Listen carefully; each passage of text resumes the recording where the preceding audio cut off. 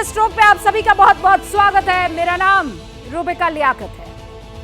अब से चंद घंटे बाद एक बहुत बड़ा तूफान गुजरात के तटीय इलाकों से टकराने वाला है। टेंशन की बात यह है कि बिपरजॉय तूफान का कोर्स बदला नहीं है, यानी रुख वही है। ये कच्छ और सौराष्ट्र की तरफ लगातार बढ़ते चला जा रहा है।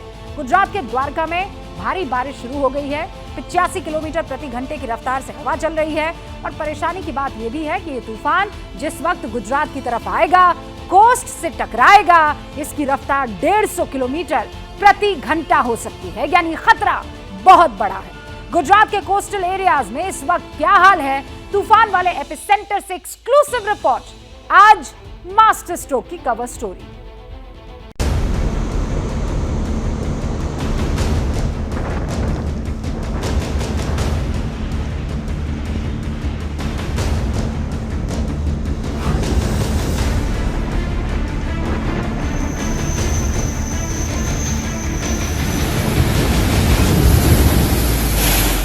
समंदर की उभरती लहरें, दहाड़ती हवा और बरसता आसमान।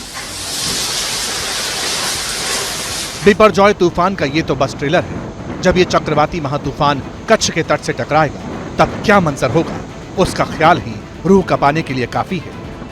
लेकिन जैसे जैसे वक्त आगे खिसक रहा है, हवाओं का जोर बढ़ता जा रहा है। राजकोट से आई ये तस्वीरें इसकी तस्दीक करती हैं। अभी तूफान आया नहीं है, ये सिर्फ उसके कदमों की आहट है। जरा सोचिए, 150 किलोमीटर प्रति घंटे की रफ्तार से बिपरजॉय जब गुजरात के सागर तट पर प्रहार करेगा तब क्या होगा।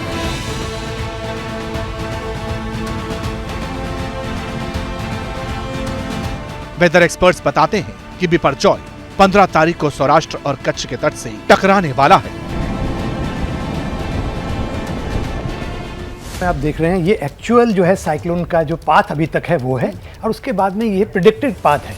यानी कि ये उत्तर पश्चिम दिशा में होते हुए जखाऊ के पास से इसका लैंडफॉल होगा, और लैंडफॉल कल 15 तारीख को 4 बजे से शाम 8 बजे के बीच में होगा। सर, ये नीचे हम काली लाइन देख रहे हैं, ऊपर जाकर ये लाल हो जाती है, इसका मतलब मैंने बताया ना, ये तो एक्चुअल पाथ है। जो अभी तक जिस डायरेक्शन में चलता हुआ रूट इसका यहाँ तक ये एक्चुअल, अब आगे किस डायरेक्शन में जाएगा उसको रेड कलर से दिखाया गया है, वो है प्रेडिक्टेड और फोरकास्टेड रूट। और ये यहाँ पर ये इसकी डिटेल यहाँ दी गई है जी। इसमें मतलब कि बताया गया है कि ये कितनी दूरी पे है, इनके लोकेशंस बताई गई हैं कि 260 किलोमीटर पोरबंदर से उत्तर पश्चिम डायरेक्शन में है, ये आपका नॉर्थ में है, और ये 470 किलोमीटर ये इनकी वो दे रखी है सभी स्टेशन से, जो कितनी दूरी पर है, किस डायरेक्शन में है वो बताया है।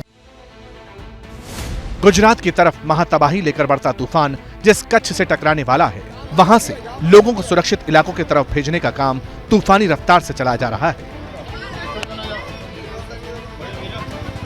शहर के भीतर भले ही तूफान से पहले का सन्नाटा पसरा हो, लेकिन बाहर समंदर की लहरें और हवा दोनों अपना जोर दिखा रही हैं। ये वो जगह है जिसको हम एक तरह से एपी सेंटर के तौर पर जो है देख सकते हैं, और जिसका आपने जिक्र किया ना, लैंडफॉल करेगा। यानी कि अगर हम आसान शब्दों में बात करें, जो तूफान आएगा अगर अब जो समुद्र के इस रास्ते से आता है, जो कि अगर हम द्वारका की बात करते हैं तो वो हमारे राइट हैंड साइड में द्वारका पड़ता है, उस रास्ते से जो है वो आएगा, आगे बढ़ेगा। हालांकि द्वारका में आप नहीं हिट करेगा, लेकिन कहा यह जा रहा है ये जो बीच का इलाका है यहाँ पर से कहीं पर भी वो हिट करेगा, लैंडफॉल होगा उसका, और इसी वजह से ये पूरा इलाका बहुत संवेदनशील है। यहाँ पर एनडीआरएफ की टीमों को तैनात किया गया है। गुजरात में वैसे तो एनडीआरएफ की 17 टीमों को तैनात किया गया है, लेकिन ये जो कच्छ का इलाका है, जो मांडवी का ये जो बीच और इसके आसपास का इलाका है, यहाँ पर जो 4 टीमों को तैनात किया गया है। गुजरात में किसी जगह पर सबसे ज्यादा टीमों को तैनात किया गया है वो यहाँ पर, और बैकअप में भी रखा गया है। बिपरजॉय का लैंडफॉल भले ही कच्छ में होने वाला है, लेकिन खतरा कच्छ के साथ साथ पोरबंदर, जूनागढ़, जामनगर, गिर सोमनाथ, मोरबी, राजकोट और देवभूमि द्वारका पर भी मंडरा रहा है। इन जगहों पर यूं तो ज्यादा बारिश नहीं होती, लेकिन महातूफान के चलते यहां 15 जून को 20 सेंटीमीटर से ज्यादा बरसात हो सकती है। लिहाजा निचले इलाकों पर बाढ़ का खतरा मंडरा रहा है। देवभूमि द्वारका पर अभी से इसका असर दिखने भी लगा है। नदी किनारे बने मंदिर बंद करा दिए गए और लोगों को भी समंदर से दूर रहने की एडवाइजरी जारी कर दी गई है। माता देवी रुक्मिणी के मंदिर है और यहाँ पर देखिए मंदिर में कोई भी व्यक्ति नजर नहीं आएगा। सुबह से ही श्रद्धालुओं की संख्या नाम मात्र की थी और उसके बाद लगातार जिस प्रकार से तेज हवाएं चल रही हैं, बारिश हो रही है, इसके बाद मंदिर को फिलहाल बंद कर दिया गया है। चक्रवाती तूफान की वजह से जो छोटी छोटी दुकानें हैं और लोगों का रोजगार है वो भी पूरी तरह से बंद करा दिया गया है। तो ये और खास करके द्वारका नगरी के जो समुद्री किनारों पर बने हुए मंदिर हैं वो मंदिर बंद रहेंगे और 16 जून की जानकारी है, 16 जून के बाद एक बार फिर से जो मंदिर हैं वो मंदिर खुलेंगे और श्रद्धालु आकर दर्शन कर सकते हैं।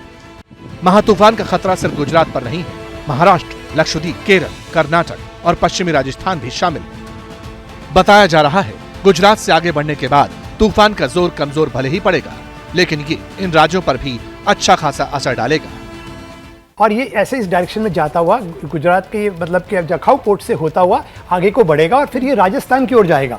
हालांकि ये वीक पड़ जाएगा मगर इसका असर जो है 16 तारीख को राजस्थान में बड़ा अच्छा खासा दिखने को मिलेगा और मॉइस्चर जो है मॉइस्चर इवन जो है आगे तक हरियाणा, पंजाब, दिल्ली तक भी पहुंच रहा है। राज्यों की जिनकी बात कर रहे हैं उसके अलावा भी क्या ये इम्पैक्ट करेगा आसपास के राज्यों पर भी? बिल्कुल बिल्कुल, राजस्थान में दिखेगा इसका, मध्य प्रदेश में इसका असर दिखेगा, महाराष्ट्र में तो दिखेगा ही दिखेगा, गुजरात है और इवन गुजरात सबसे ज्यादा प्रभावित जी होगा। बिल्कुल बिल्कुल। उसके बाद आपके साथ साथ राजस्थान में भी इसका 16 तारीख को असर दिखेगा। हालांकि जब तक ये साइक्लोन नहीं रहेगा, जब तक ये वेल मार्क लो प्रेशर या लो प्रेशर रहेगा, मगर फिर भी वहां तेज हवाएं चलेगी, 60 किलोमीटर प्रति घंटा की रफ्तार, वहां भी बारिश होगी। ठीक है। मौसम विभाग का कहना है कि चक्रवाती महातूफान बिपरजॉय 15 जून को सौराष्ट्र के तट से करीब 150 किलोमीटर प्रति घंटे की रफ्तार से टकराएगा। 15 तारीख शाम को यानी 4 बजे से 8 बजे शाम को 15 तारीख को जखाऊ के आसपास सौराष्ट्र और कच्छ कोस्ट को और आसपास पाकिस्तान कोस्ट को हिट करेगा। जब ये कोस्ट के पास पहुंचेगा तब इसका इंटेंसिटी थोड़ी से कम होते हुए 125 से 135 किलोमीटर प्रति घंटा और गस्टनेस में 150 किलोमीटर प्रति घंटा हो सकता है। ये जो विंड स्पीड है ये एक वेरी सीवियर साइक्लोन स्टॉर्म का विंड स्पीड है, ये लार्ज स्केल डैमेज करा सकते हैं। डाउनफॉल कब तक दिखेगा साइक्लोन का? 16 तारीख से स्थिति धीरे धीरे इम्प्रूव होना शुरू हो जाएगा और 17 तारीख से कम्प्लीटली इम्प्रूव होगा। हवा का जोर बड़े पेड़ों और कच्चे मकानों को धराशायी कर सकता है, सड़कों को नुकसान पहुंचा सकता है। सौराष्ट्र और कच्छ के समंदर में 6 मीटर ऊंची लहरें उठा सकता है। इसलिए मछुआरों, सैलानियों और लोकल आबादी को समंदर से दूर सुरक्षित ठिकानों पर रहने के लिए कह दिया गया है। हिंदुस्तान में साइक्लोनिक स्टॉर्म बिपरजॉय से निपटने की जो तैयारियां हैं, अगर मैं एक शब्द में उसे कहूं तो वो है सॉलिड। रक्षा मंत्री ने आर्मी, एयरफोर्स और नेवी के चीफ से बात की, उनकी तैयारियां पुख्ता है, जानकारी मिली। आर्मी, बीएसएफ, एनडीआरएफ, एसडीआरएफ सभी जवान इन अलग अलग के मौजूद हैं। जिन लोगों को शेल्टर होम से भेज दिया गया है उनके रहने, खाने और सेफ्टी के मुकम्मल इंतजाम कर दिए गए हैं। तूफान को हराने के लिए अगर जमीन पर यह कोशिशें हो रही हैं तो समंदर के बिगड़े हुए मिजाज पर भी, आसमान पर भी नजर रखी जा रही है। देश के 9 राज्यों पर जो कुदरती आफत आने वाली है वो आसमान से कैसी दिखती है, बिपरजॉय तूफान की इंटेंसिटी कैसी है, तूफान कितना भयानक है, ये सब कुछ धरती से सैकड़ों किलोमीटर दूर आईएसएस इंटरनेशनल स्पेस स्टेशन ने कैप्चर किया है।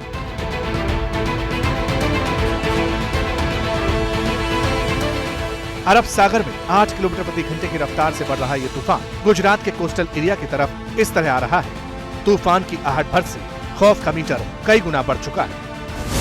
यहाँ जितनी दुकानें थी सबके ऊपर जो त्रिपाल लगे हुए थे उनके परखच्चे उड़ चुके हैं, वो यहाँ पर है नहीं। कैमरा पर्सन राजेंद्र सिंह के लिए भी मुश्किल हो रहा है कैमरे को एक जगह स्थिर कर पाना, क्योंकि उसकी वजह यही है कि वो हवा के डायरेक्शन में खड़े हुए हैं और उनके लिए कैमरा थामना मुश्किल है। लेकिन फिर भी हम कोशिश कर रहे हैं वो तस्वीरें बता सके। और ये तस्वीरें तब की है जब अभी ये चक्रवाती तूफान यहाँ पहुंचा नहीं है, जब वो उसका लैंडफॉल होगा करीबन 150 किलोमीटर प्रति घंटे की हो सकती है और अभी तो आधी रफ्तार भी नहीं है। तब इस तरीके की हालत है कि खड़ा होना मुश्किल हो रहा है, नुकसान हो सकता है। इसी वजह से पूरे आसपास के इलाके में जो कच्चे मकान हैं उनको खाली करवा दिया गया है। जो पक्के मकान हैं अगर वो भी कमजोर है तो उनको भी वहां से शिफ्ट किया जा रहा है। अभी तक मौसम विभाग यानी आईएमडी ने तूफान की जो सैटेलाइट इमेजेस रिलीज की हैं, उससे ये तूफान 2 डायमेंशन में इस तरह नजर आता है।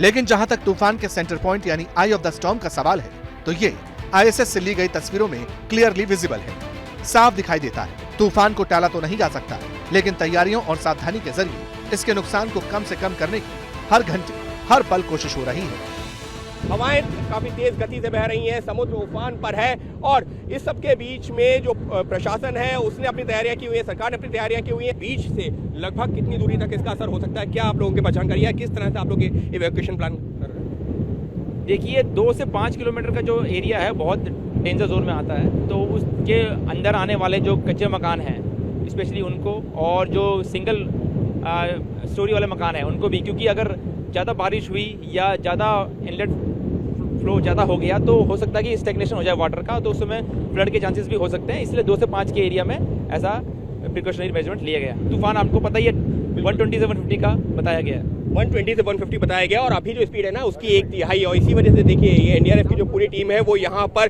पूरी तरीके से मुस्तैद है।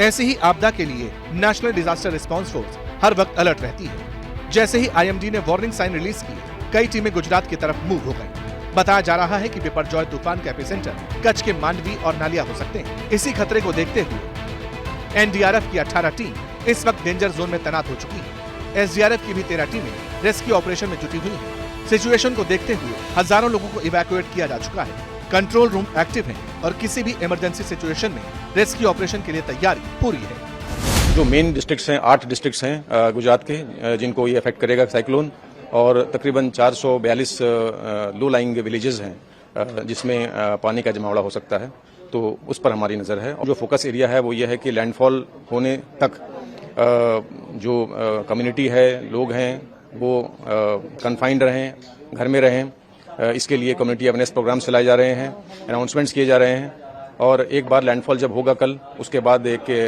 जनरल अप्रिसिएशन किया जाएगा कि क्या कार्रवाई करनी है हमें। अगर लो लाइंग एरियाज में कोई फ्लडिंग होती है तो उसके लिए हमारी टीम तैनात रहेगी और कार्रवाई करेगी। एनडीआरएफ, एसडीआरएफ, आर्मी के साथ साथ बीएसएफ के जवान भी महातूफान को हराने के लिए लोगों की मदद कर रहे हैं।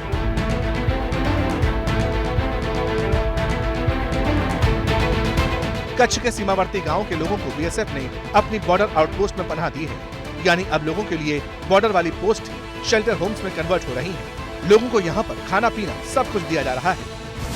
बिपरजॉय जो तूफान है, साइक्लोन है, वो हमारे इस इलाके में टकराने वाला है। उसके लिए हमने पहले से ही पूरी तैयारी कर रखी थी। साथ में नज़दीक में जितने भी गांव के लोग हैं उनको सबको बता रखा था कि हमारे कैंप के दरवाजे तूफान के दौरान किसी भी स्थिति में आपके लिए खुले हैं, आप कभी भी आइए।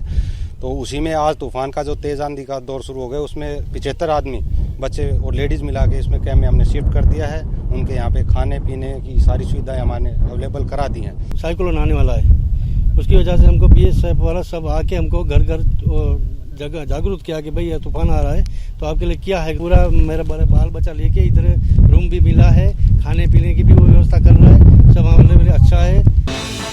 तूफान से पैदा हुई इस सिचुएशन को केंद्र और राज्य मिलकर हैंडल कर रहे हैं। मोदी सरकार के मंत्री ग्राउंड पर मौजूद हैं। मनसुख मांडविया भुज में है, दर्शना जरदोश पोरबंदर में कैंप कर रही हैं, द्वारका में पुरुषोत्तम रूपाला है, गिर सोमनाथ और जामनगर में भी मोदी के मंत्री मौजूद हैं। इसके अलावा गुजरात के chief minister Bhupendra Patel control room में एक्टिव हैं, लगातार इमरजेंसी मीटिंग ले रहे हैं, सिचुएशन को हर घंटे रिव्यू कर रहे हैं।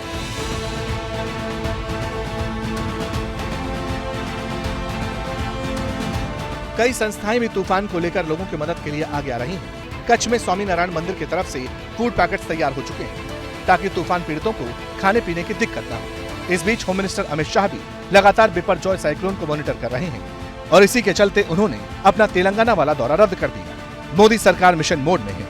एक एक जान को बचाने के लिए, नुकसान को ज्यादा से ज्यादा न्यूट्रलाइज करने के लिए ग्राउंड पर जितने भी अवेलेबल ऑप्शंस हैं, उन सबको एक्सप्लोर किया जा रहा है, उन सबको तैनात कर दिया गया है।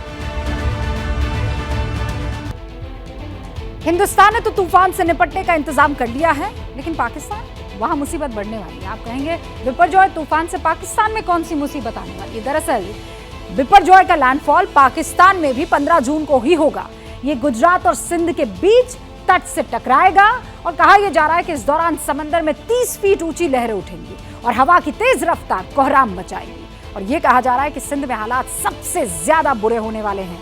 लेकिन पाकिस्तान क्या इसके लिए तैयार है? आप खुद देख लीजिए। सरहद की लकीरें इंसानों ने खींच भले ही दी, लेकिन कुदरत के लिए इनकी कोई कीमत नहीं। पाकिस्तान की ये तस्वीरें इसी बात का जिंदा सबूत है। 6 जून को अरब सागर के दक्षिणी हिस्से से उठा चक्रवातीय महातूफान बिपरजॉय जिस वक्त हिंदुस्तान के साहिल से टकराएगा, करीब करीब उसी वक्त ये अपनी पूरी ताकत से पाकिस्तान को भी दहलाएगा।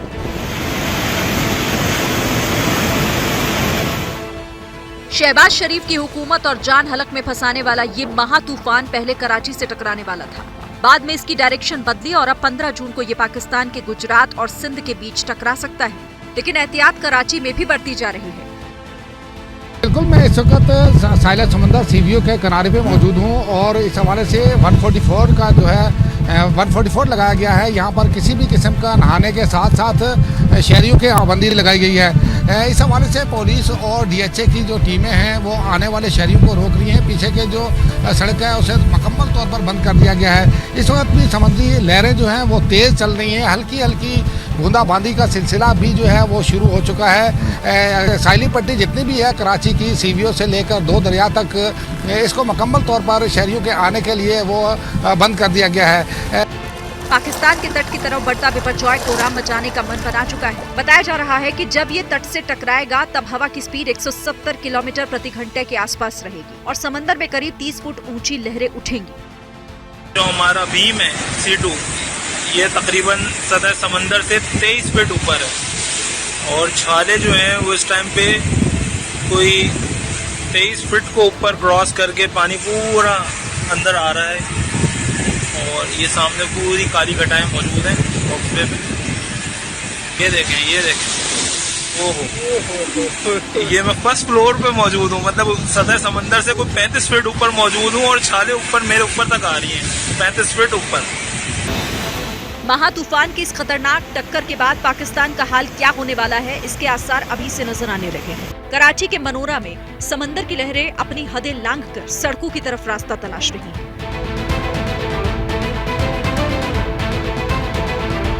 बिपरजॉय पाकिस्तान के तट से करीब 350 किलोमीटर दूर है, लेकिन तेजी से सिंध और गुजरात की तरफ बढ़ता जा रहा है।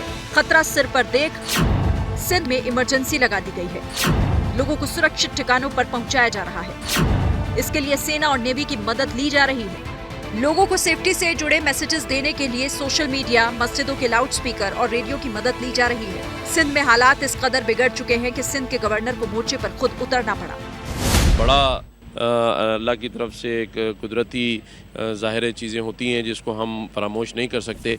दुआ कर सकते हैं कि अल्लाह ताला इसे महफूज रखे, लेकिन लोग परेशान हैं और मुझे सबसे ज़्यादा इस बात की परेशानी हो रही थी कि आज यहाँ इन साहिली पट्टियों पे जो माहीगीर रोज़ाना की बुनियाद पर अपने होड़े ले जा के मछलियाँ पकड़ते थे और अपने बच्चों का पेट पालते थे, उनको क्योंकि नहीं जाने दिया जा रहा है समंदर में। अपनी ज़ाती हैसियत में 5000 लोगों का खाना लेके अभी जा रहा हूँ। इब्राहिम हैदरी यहाँ लोगों को डिस्ट्रीब्यूट करेंगे और इसके साथ साथ कल सजावल में 10,000 लोगों का खाना और बदीन में 10,000 लोगों का खाना मैं खुद लेके जा रहा हूँ। पाकिस्तान की तरफ बढ़ते साइक्लोन ने रुख भले ही मोड़ लिया, लेकिन समंदर में बिगड़ते हालात ने कराची के भी होश उड़ा दिए हैं। तूफान 350 किलोमीटर कराची से दूर है और सजावल, केटी बंदर और ठट्ठा से जो है वो 350 किलोमीटर के फासले पर मौजूद है। अगर बात की जाए साले समंदर को तो यहाँ पर तमाम इलाके को जो है वो खाली करा दिया गया है। यहाँ के अतराफ के जो रोड है वो भी उनको दो तरफा ट्रैफिक के लिए, आम ट्रैफिक के लिए बंद कर दिया गया है। जो रेस्टोरेंट, शादी हाल्स, दीगर यहाँ पर मकामात जिनको खदशा था कि वहाँ से नुकसान हो सकते हैं तो वहाँ पर उनको भी जो है वो सील किया गया और बंद करने के अहकाम जारी किए गए। कराची में लहरों की ऊंचाई लगातार बढ़ती जा रही है। हॉक्स बे के पास पानी समंदर से निकलकर सड़क की तरफ बढ़ रहा है। यहाँ पे लहरें जो है वो काफ़ी बुलंद आ रही हैं और जो समंदर का पानी है वो भी काफ़ी तेज़ है और साहिलों पे आ पहुँचा है और कुछ ही घंटे गुजरेंगे तो शायद ये पानी रोड तक पहुँच जाए। जबकि मेरे अकब में आप देख सकते हैं कि पानी जो है वो पत्थरों से टकरा रहा है और काफ़ी तेज़ इसका बहाव भी है और लहरें भी जो है वो काफ़ी बुलंद हैं। जबकि पाकिस्तान के सिर पर मौत नाच रही है, लेकिन ऐसे में भी वहाँ सस्ती शोहरत के लिए चकल्लस का सिलसिला जारी है।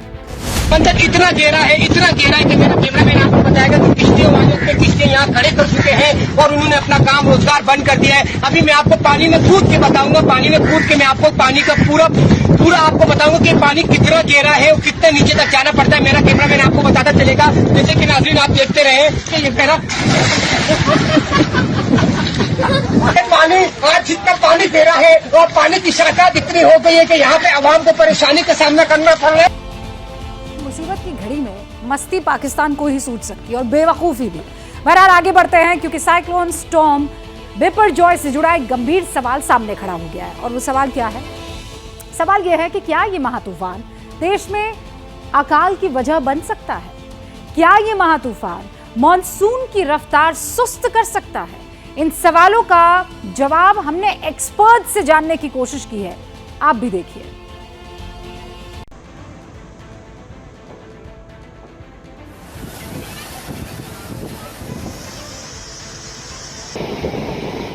क्या साइक्लोन की वजह से मानसून पर असर पड़ेगा?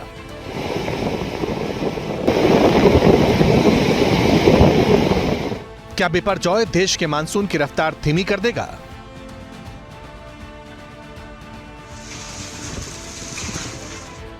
क्या उत्तर भारत में मानसून लेट पहुंचेगा? सवाल इसलिए है क्योंकि कुछ एक्सपर्ट्स को लगता है कि अरब सागर में जो चक्रवाती तूफान उठा है वो देश के मानसून की रफ्तार पर असर डाल सकता है।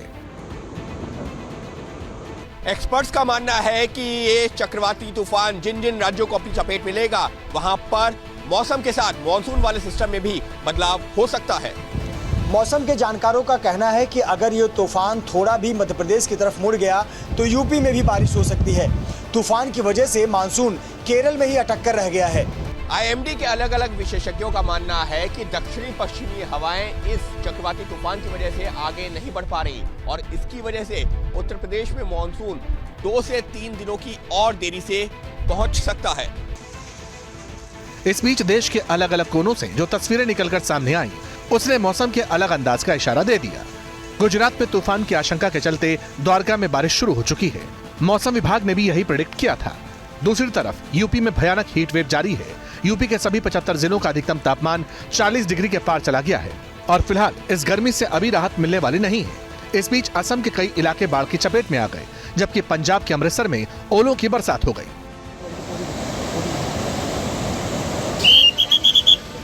अब जहां तक असम का सवाल है तो बीते कुछ दिनों से हो रही बारिश राज्य के लिए मुसीबत बन चुकी है। 3 से ज्यादा जिले बाढ़ की चपेट में आ गए। लखीमपुर में अब तक 60 से ज्यादा गांव जलमग्न हो चुके हैं। बाढ़ का पानी इतना भयावह है कि मिनटों में देखते ही देखते आसपास के सभी घरों को तहस नहस कर गया। हालांकि इससे इतर चंडीगढ़ के मौसम विभाग का कहना है कि साइक्लोन के चलते राजस्थान हरियाणा में आने वाले दिनों में बारिश की आशंका है। की जो फोकस आईएमडी की तरफ से इशू हुई है उसमें नॉर्थ अपना जो गुजरात का एरिया और साउथ राजस्थान में 16 और 17 तारीख तक जो है वो इसको इफेक्ट कर सकता है। आने वाले जो दिन होंगे इसमें बारिश तो है, मतलब अपने पंजाब में भी है, चंडीगढ़ में भी रहेगी, हरियाणा में भी रहेगी, लेकिन जो इसका इफेक्ट है वो साउथ हरियाणा में पड़ सकता है। ये जो इसका इफेक्ट है 17, 18, 19 तारीख के आसपास जो है वो देखने को मिलेगा, लेकिन तब तक इसकी जो स्पीड है वो बहुत ही कम हो जाएगी। जो साउथ हरियाणा होगा इसमें तेज़ हवा चल सकती है, या तेज हैवी बारिश होने की भी जो प्रॉबिलिटी 18, 19 तारीख के आसपास जो है वो बन सकती है।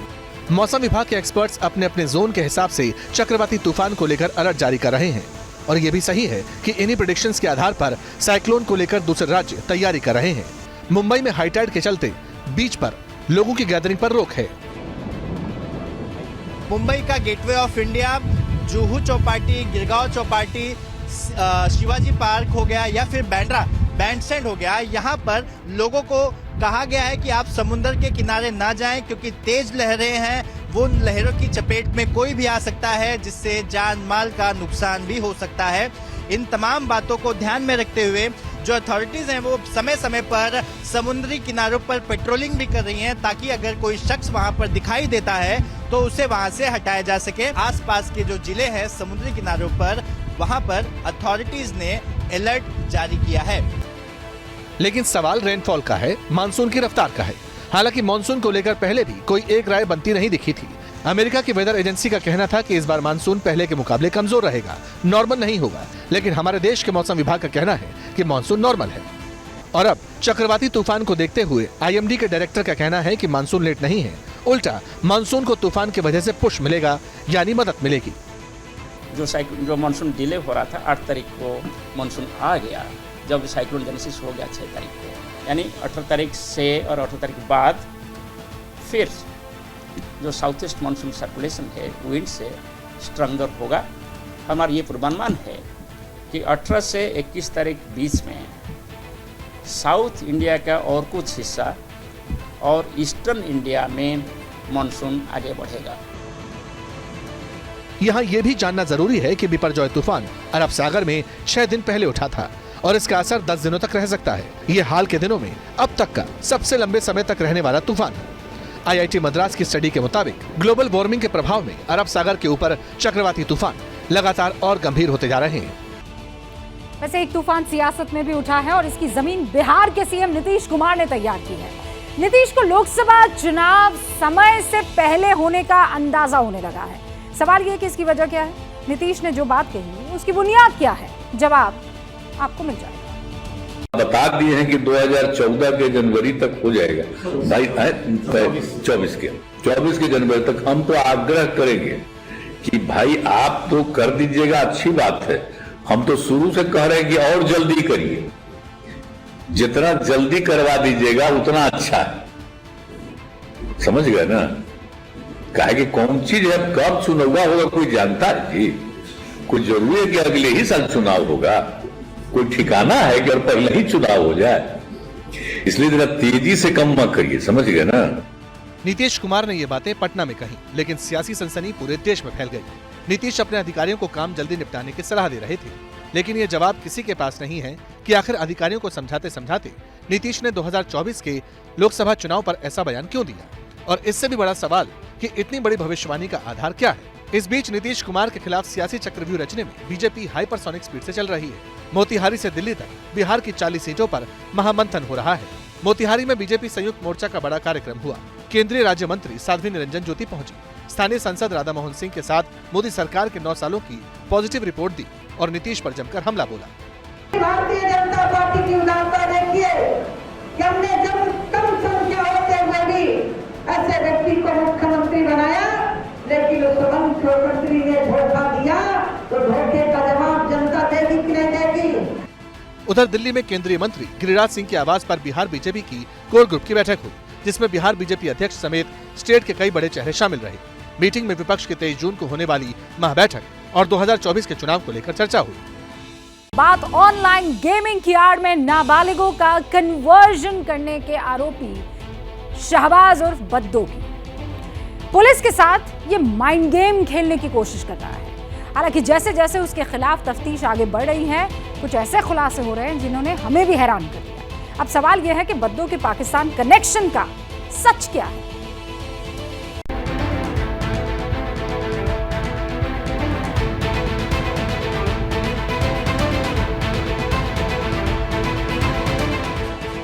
शाहनवाज उर्फ बद्दो ऑनलाइन गेमिंग से कन्वर्जन तक का सफर तय कराने वाला ये शख्स अब गाजियाबाद पुलिस के लिए वो पहेली बन चुका है जिसे जितना सुलझाओ मामला उतना ही उलझ जा रहा है।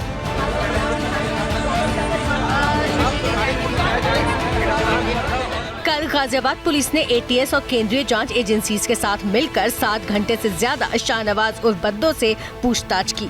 इन 7 घंटों में बद्दो ने बहुत से सवालों पर या तो चुप्पी साधी या गोलमोल जवाब दिया, लेकिन इसके बावजूद जांच एजेंसियों को धर्मांतरण केस से जुड़ा बहुत बड़ा सुराग मिला है। पुलिस को पाकिस्तान की ईमेल आईडी के बारे में जानकारी मिली है। आरोपी के फोन से 30 से ज्यादा पाकिस्तानी मोबाइल नंबर बरामद हुए हैं। POK में रहने वाले एक शख्स के साथ चैट भी पुलिस ने बरामद की है। इतना ही नहीं, लाहौर के एक ट्रैफिक पुलिसकर्मी की आईडी भी आरोपी के पास से बरामद हुई है।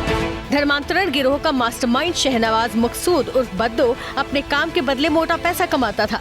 सूत्रों के मुताबिक पुलिस ने आरोपी और उसके परिवार के 10 से ज्यादा अकाउंट्स को खंगाला है, जिसमें एक अकाउंट में 35 लाख से ज्यादा की ट्रांजैक्शन मिली है।